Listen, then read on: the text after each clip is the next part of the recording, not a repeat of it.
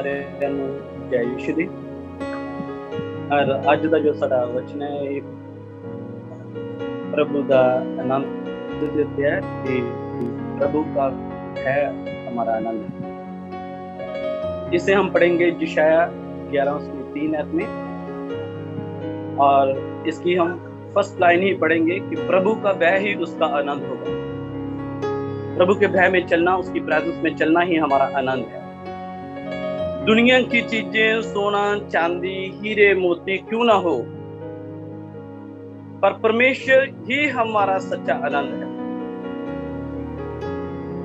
दुनिया की कोई भी चीज कितनी भी कीमती क्यों ना हो, वो हमें सच्चा आनंद नहीं दे सकती।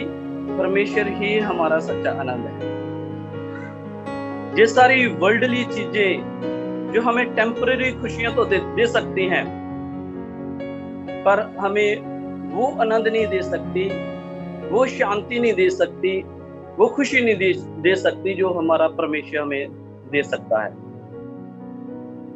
तभी तो प्रभु कहते हैं कि नाशवान भोजन के लिए मेहनत मत करो। और तुलसियों में पढ़ते हैं कि कहते हैं कि नाशवान चीजों की तरफ आंखें मत लगाओ। क्यों प्रभु कहते हैं? उन्हें पता है कि ये चीजें जो है हमें सच्चा आनंद नहीं दे सकती। यूहन्ना उसकी 6 और 68 आयत में लिखा है, प्रभु के चेले ने, पतरस ने प्रभु यीशु से कहा, प्रभु हम आपको छोड़कर कहाँ जाएं, क्योंकि आपके पास ही तो जीवन की बातें हैं। तो प्रभु का वचन बाइबल में ये बताया गया है, आनंदित रहो, मैं तुमसे फिर कहता हूं आनंदित रहो। जो फिलिपियों उसकी 4:4 में लिखा है, वचन ऐसे बताता है, आनंदित रहो, मैं फिर कहता हूं कि तुम आनंदित रहो। हम ये आनंद कैसे पा सकते हैं? कैसे हम आनंदित रहेंगे? यूहन्ना 8:32 में लिखा है, यूहन्ना की अंजील, तुम सच को जानोगे तो सच तुम्हें आजाद करेगा। तुम सच को जानोगे तो सच तुम्हें आजाद करेगा, क्योंकि वही सच्चा और जीवित परमेश्वर है। उसी के पास सच्ची शांति, सच्चा आनंद और सच्चा और हमेशा रहने वाला जीवन है। अगर हम आनंदित रहना चाहते हैं तो हमें सच को जानना होगा।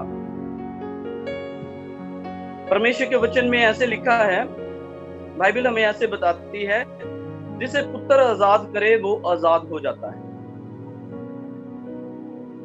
संसार में खुश रहने के लिए हमें आजाद होना जरूरी है।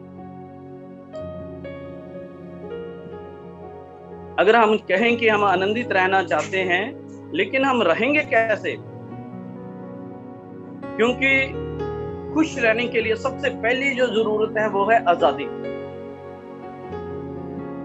अगर हम आजाद नहीं है तो दुनिया भर की हमें चीजें दे दी जाएं तो भी हम खुश नहीं रह सकते। खुश रहने के लिए हमें आजाद होना जरूरी है।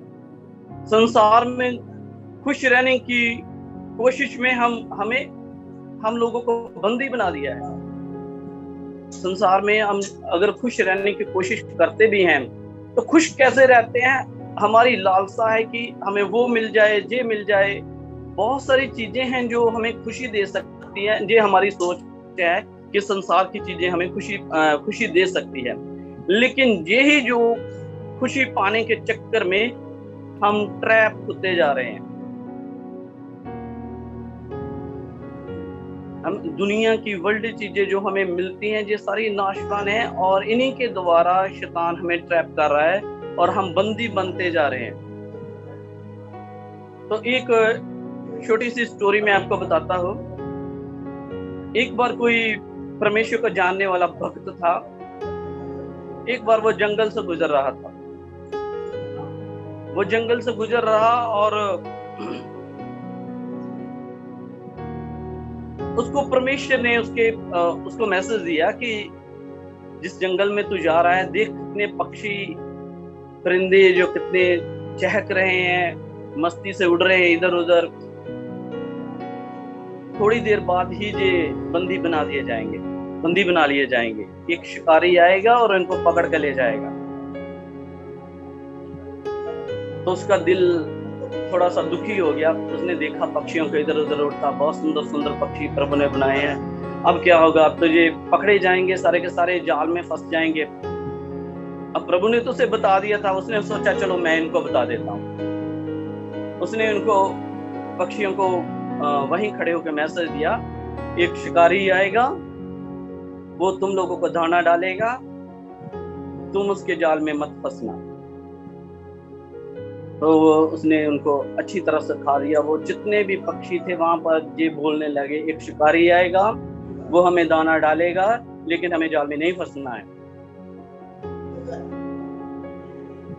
तो ऐसे वो आगे जब उन्होंने बोलना शुरू किया, तो वो जो भक्त जन था वो खुश हो गया कि इनको पता चल गया है, चलो अब मैं चलता हूँ, अब ये नहीं फंसेंगे, पकड़े नहीं जाएंगे। जब वो चला गया वहां से, तो उधर से शिकारी आता है, मतलब शिकारी थोड़ी देर के बाद आता है। वो दाना डालता है, उनको जाल बिछाता है, दाना डालता है, तो वो सभी उसमें आके ट्रैप हो जाते हैं, पकड़े जाते हैं, फंस जाते हैं। अब जब जी शिकारी उन पक्षियों को लेके जा रहा था, उधर से वही भक्त जन, परमेश्वर को जानने वाला आदमी उधर से आ रहा था। उसने ये पक्षी पकड़े गए हैं, लेकिन वो अभी भी बोल रहे हैं शिकारी आएगा, दाना डालेगा, लेकिन हमें जाल में नहीं फंसना है। ये पक्षियों की स्टोरी नहीं है, ये हमारी स्टोरी है। आज भी परमेश्वर का संदेश हम सब तक पहुंच रहा है, और हम सब संदेश को सुनते हैं और समझते हैं। हमें पता है क्या गलत है क्या नहीं है, लेकिन काम हम वही करते हैं जिससे हम ट्रैप हो जाते हैं, शैतान के द्वारा पकड़े जाते हैं। इसका मतलब क्या है कि संसारिक खुशी पाने के लिए संसारिक चीजों की ओर हम लोग अट्रैक्ट हो जाते हैं, जो हमें गुलाम बनाती है। यही चीजें हमें गुलाम बना देती हैं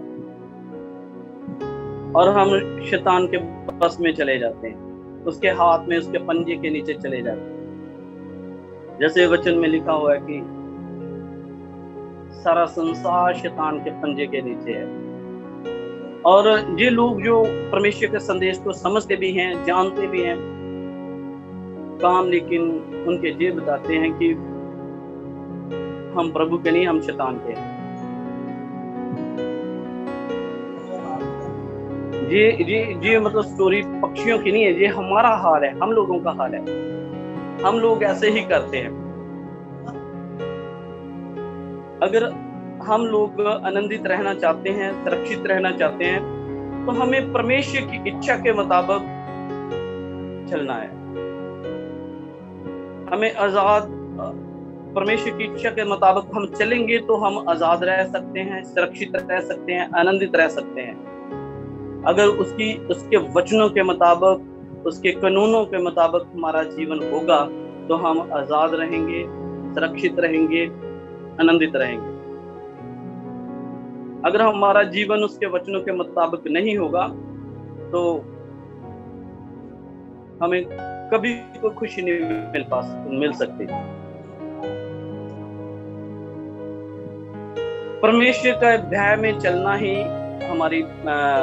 हमारा आनंद है, और उसकी प्रसन्नता को बनाकर चलना ही हमारा आनंद है। उसकी प्रसन्नता को भी हम कैसे बना सकते हैं, उसको हम कैसे प्रसन्न कर सकते हैं?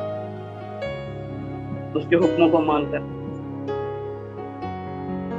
उसकी मर्जी को पूरा करके अपने जीवन में। प्रभु के वचन में लिखा है, प्रभु का भय पवित्र है और वह स्थिर रहने वाला है। जी 19 नंबर जबूर में लिखा है ऐसा कि प्रभु का भय पवित्र है, वो स्थिर रहने वाला है। प्रभु का भय कोई हमें डराता नहीं है।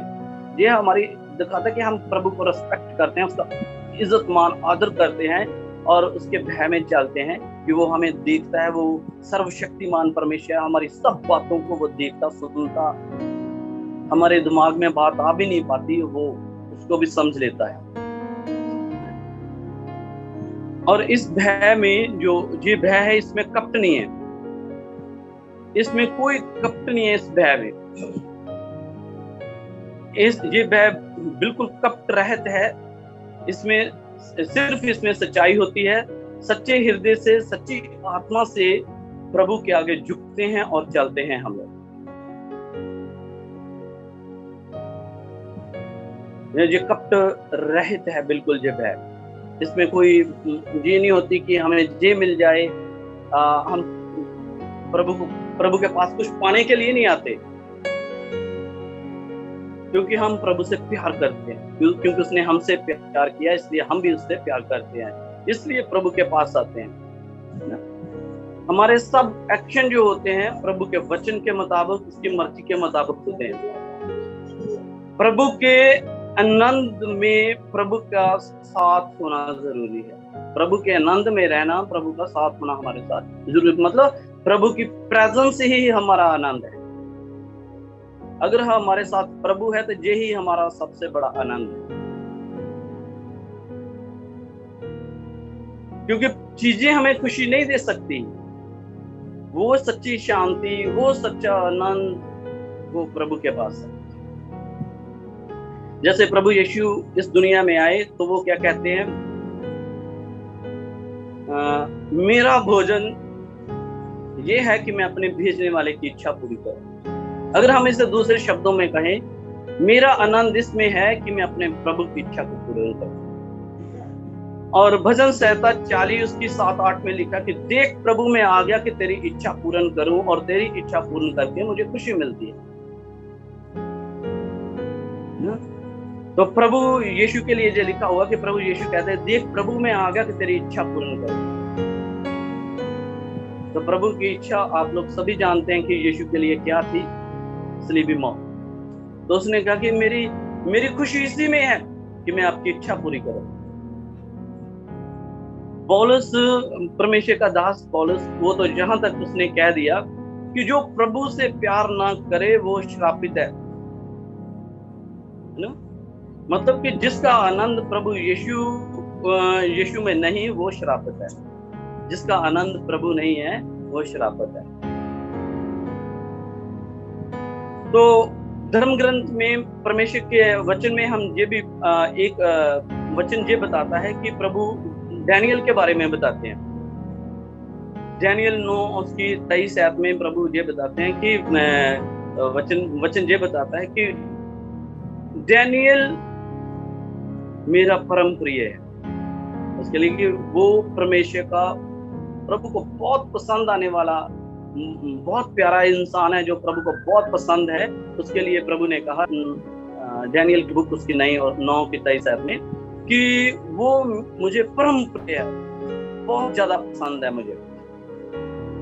डैनियल जो था वो परमेश्वर के आनंद में चलता था, वो किसी की भी परवाह नहीं करता था। प्रभु का भय ही और उसकी व्यवस्था के अनुसार चलना ही उसका जीवन था। प्रभु के भय में चलना, प्रभु की व्यवस्था के अनुसार चलना ही उसका जीवन था। वो प्रभु की संगत में जीता था। इस आनंद के सामने वो किसी भी चीज को अहमियत नहीं देता था। जहां तक हम देखते हैं कि उसने अपनी जान की भी परवाह नहीं की, और राजे के हुक्म को तोड़कर भी, टालकर भी वो परमेश्वर की संगत में बैठ गया। उसने परमेश्वर की संगत की। और हम जानते हैं कि परमेश्वर ने उसे कैसे बचाया। प्रभु के वचन में लिखा कि जो अपने प्राण को मेरे लिए खोता है वो उसे बचाता है। दोस्तों, परमेश्वर ने अपने दूत को भेजकर वो शेरों को मुंह को बंद कर दिया था ना। तो परमेश्वर ने अपने वचन को पूर्ण किया। हालेलुया। दोस्तों, हम एक और बाइबल में पढ़ते हैं कि यशायाह उसका 38 उसकी 1 से 5 तक वर्ष अगर जब हम पढ़ते हैं तो उसमें एक राजा है जिसका नाम हिजकिय्याह है। वो ऐसा बीमार पड़ता है कि वो मृत्यु के नजदीक पहुंच जाता है। तो यशायाह नबी को परमेश्वर वहां भेजते हैं, कहते हैं कि उसे राजा को बता दो जाके कि अब तुम पक्का मर जाएगा, तेरी मौत निश्चित है, अपना जो भी तूने करना है बंदोबस्त वो कर दे, जिसको सुपुर्द करना है या अपना राजपाट उसको दे दे। तो वो जो हिजकिय्याह था उसने उसी नबी अभी हिजकिय्याह से बात करके मुड़ा ही था। तो हिजकिय्याह राजा ने द्वार की तरफ अपना मुंह किया और रोने लगा। उसने कहा, प्रभु देख, स्मरण कर। उसने कहा कि प्रभु याद कर कि मैं तेरी दृष्टि में कैसे चला। मैंने कोई काम ऐसा नहीं किया जो तेरी मर्जी के खिलाफ हो। जो तेरी दृष्टि में उचित था मैंने वही किया। उसका कहने का मतलब था कि प्रभु मैंने तेरी व्यवस्था के मुताबिक तेरे भय में चला, मैं तेरे से डर के चला, मैं दुनिया का आनंद मैंने आगे नहीं रखा लेकिन तेरी व्यवस्था को रखा। तो हम देखते हैं कि प्रभु ने उसे इसका इनाम दिया और उसकी उम्र 15 साल बढ़ा दी परमेश्वर। तो हम जहां पर ये देखते हैं कि वो राजा था, वो एक राजा था, उसे पैसा या उसके लोग या उसके इंतजाम उसे नहीं बचा सके, लेकिन उसे उसकी धार्मिकता ने बचाया। हमारा पैसा, हमारी प्रॉपर्टी, हमारे बड़े बड़े संबंध हमें नहीं बचा सकते, लेकिन हमारी धार्मिकता हमें बचाती है। नीति वचन में लिखा है 11:4 में, मृत्यु के दिन, कई बाइबलों में लिखा है कोप के दिन, तो मेरी बाइबल में लिखा है मृत्यु के दिन धन किसी काम नहीं आता, किंतु धार्मिकता मृत्यु से बचाती है। तो ये जो वर्ष है हम देख रहे हैं कि हिजकिय्याह राजा पर पूरी हुई। तो ये जो भी लोग प्रभु के वचन के अनुसार चलते हैं उन सब पर ये पूरी होगी। हालेलुया। तो हम लूका में भी पढ़ते हैं, वहां पर 12 उसकी 15 आयत में कि तो वहां पर एक मूर्ख धनवान बताया गया है, जिसे ये लगता है कि जो ये सोचता है कि उसका सोचना ये है कि उसकी अपार संपत्ति, उसका धन ही, अपार संपत्ति ही उसको आनंद दे सकती है, हमेशा का आनंद दे सकती है।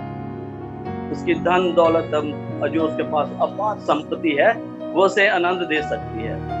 लेकिन प्रभु यीशु इसके बारे में कहते हैं, लोगों से ये कहते हैं कि मनुष्य का सच्चा जीवन उसकी अपार धन संपत्ति से नहीं होता। तो ये आदमी, ये इसे मूर्ख बोला गया है कि ये सोच रहा है कि मेरी जान अब ऐश कर, तेरे पास बहुत धन संपत्ति है, खा पी ऐश कर। तो प्रभु का वचन उसे कहता है कि आज ही तेरा प्राण तुझसे ले लिया जाएगा। हमारी धन संपत्ति, हमारा पैसा, दुनिया की चीजें, हमारा बड़ा होना हमें आनंद नहीं देता, लेकिन अगर हम प्रभु में छोटे हैं तो प्रभु की नजर में बहुत बड़े हैं, तो हम आनंद पा सकते हैं, वो आनंद जो संसार हमें नहीं दे सकता। और उपदेशक बुक में हम पढ़ते हैं 11 उसकी 9 आयत में, प्रभु कहते हैं, ओ जवान अपनी जवानी भर आनंद मना, अपनी जवानी के दिनों में अपना हृदय आनंद से भर ले, जिस मार्ग पर तेरा दिल ले जाए, जो मार्ग तेरी आंखों पर चित्त लगे उस पर चल, किंतु ये बात जान ले, तेरे सब कामों के विषय में स्पष्टीकरण के लिए परमेश्वर तुझे कटघरे में खड़ा करेगा। प्रभु कहते हैं कि तू जवान अपनी जवानी में आनंद मना, जो तेरा दिल चाहता है, जो तेरी आंखें चाहती हैं, जहां चाहते हैं वहां जा, जो चाहता है कर, लेकिन एक बात को समझ ले, इन सब बातों के लिए तुझे प्रभु के सामने न्याय के लिए खड़ा होना पड़ेगा।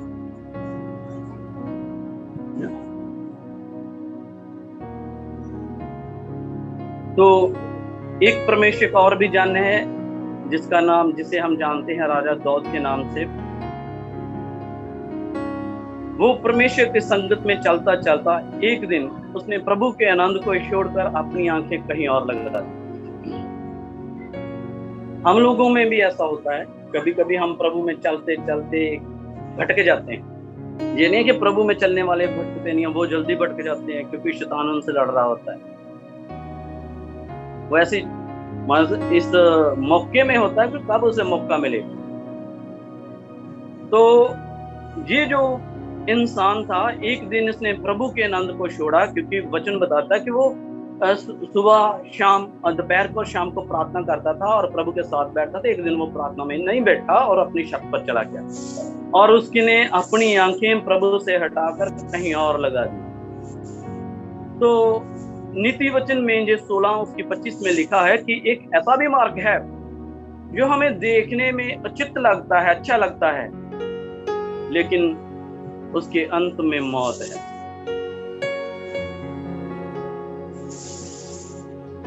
तो प्रभु का वचन बताता है कि अगर आप अपनी आंखें परमेश्वर पर लगा के रखोगे तो आपको कभी भी शर्मिंदगी का मुंह देखना नहीं पड़ेगा। आपके चेहरे कभी काले नहीं होंगे बल्कि प्रकाशमान हो जाएंगे।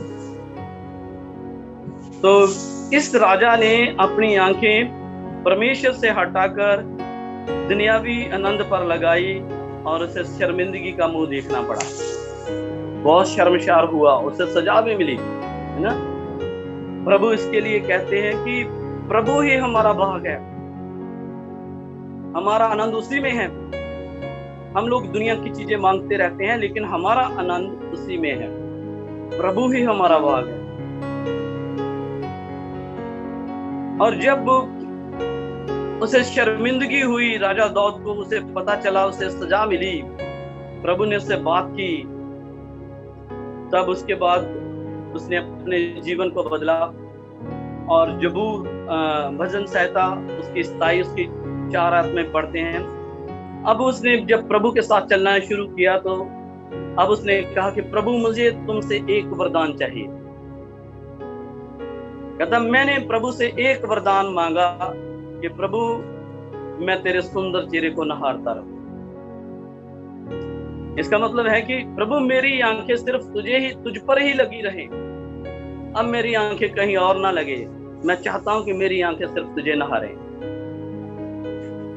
फिर वो कहता है कि मैं अपने प्रभु को अपने दाहिने देखता हूं, उसका साथ ही मेरा अब आनंद है। फिर प्रभु ने दाऊद के विषय में ऐसे बोला।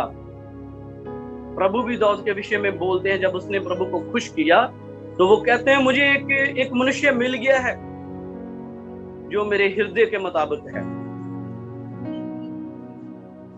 जब उसने प्रभु की व्यवस्था के अनुसार अपना जीवन किया तो प्रभु ने कहा कि अब मुझे भी एक मनुष्य मिल गया है जो मेरे हृदय के मुताबिक है। उसने मतलब कि उसने प्रभु को आनंदित किया। एक हम आनंदित होते हैं प्रभु से, फिर प्रभु भी हमसे आनंदित होते हैं।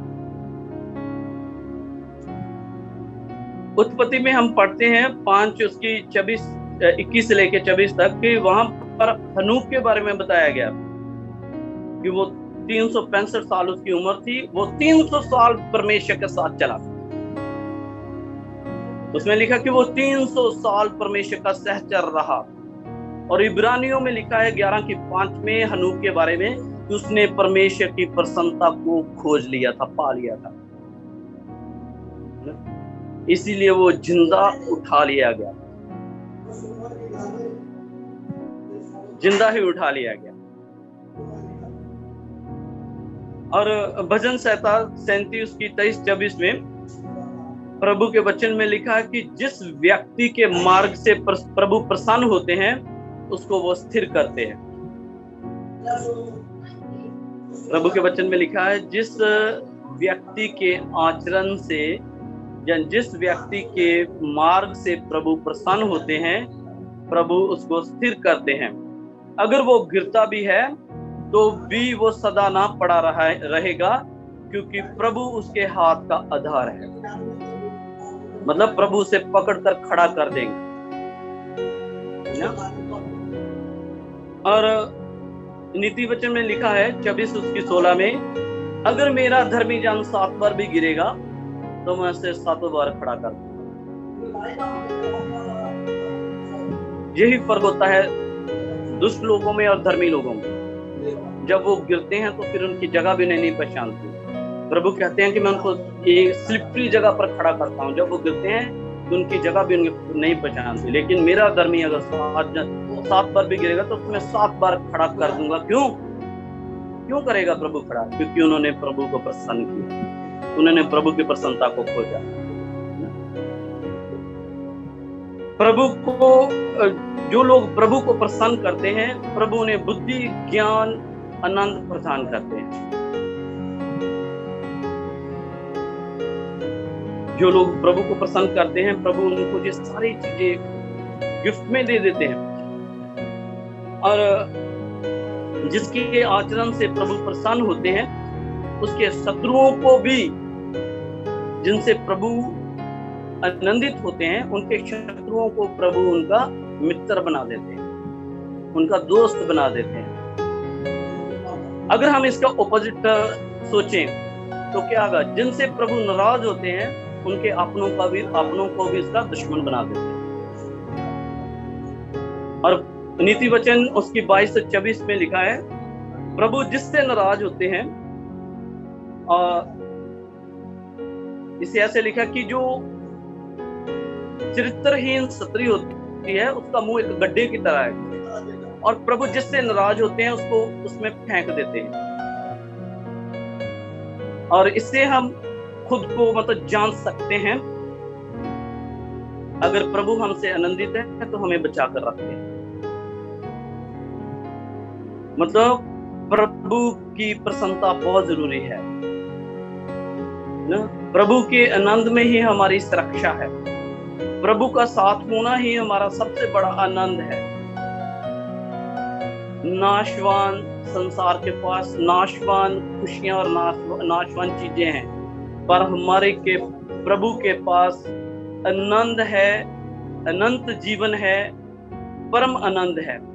और भजन संहिता हम 16:11 में पढ़ते हैं, प्रभु तेरी हजूरी में परम आनंद है, हमेशा की खुशी है।